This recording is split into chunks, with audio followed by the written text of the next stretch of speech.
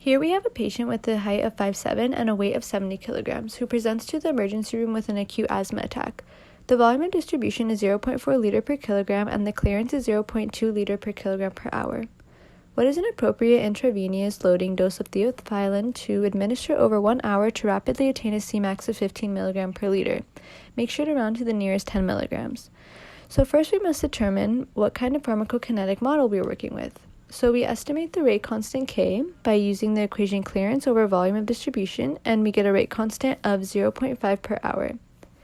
Next, we find the half-life by dividing ln of 2, or 0.693, by the rate constant we just calculated, 0.5 per hour, and we get 1.386 hours.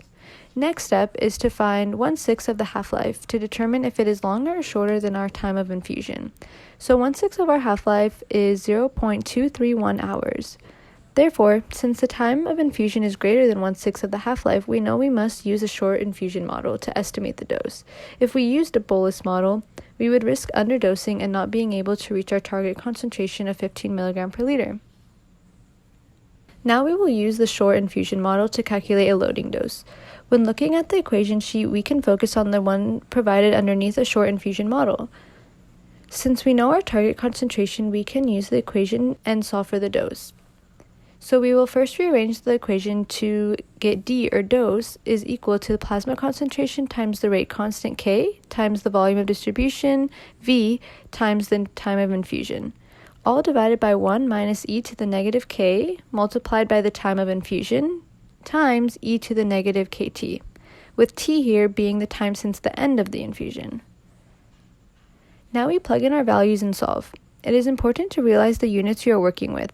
Therefore, sometimes it is helpful to write out all the units and make sure they cancel out.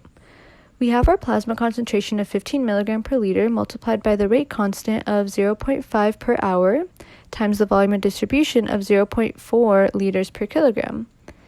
In this case, it is important to realize that we are given the volume of distribution in liters per kilogram, so we must account for the patient's body weight of 70 kilograms by multiplying the V of 0.4 by 70 kilograms. Lastly, we would multiply by 1 hour for the time of infusion. This would all be divided by 1 minus e to the negative 0.5 per hour times 1 hour again for the time of infusion. Again, multiplied by e to the negative 0.5 per hour times 0. Since this is the time from the end of the infusion and we are trying to account for the dose before the infusion ends, our t is 0. We end up with 533.7 milligrams, which we would round to the nearest 10 milligrams and get 530 milligrams of theophylline that would need to be administered over 1 hour to rapidly attain a Cmax of 15 mg per liter. Thank you for listening.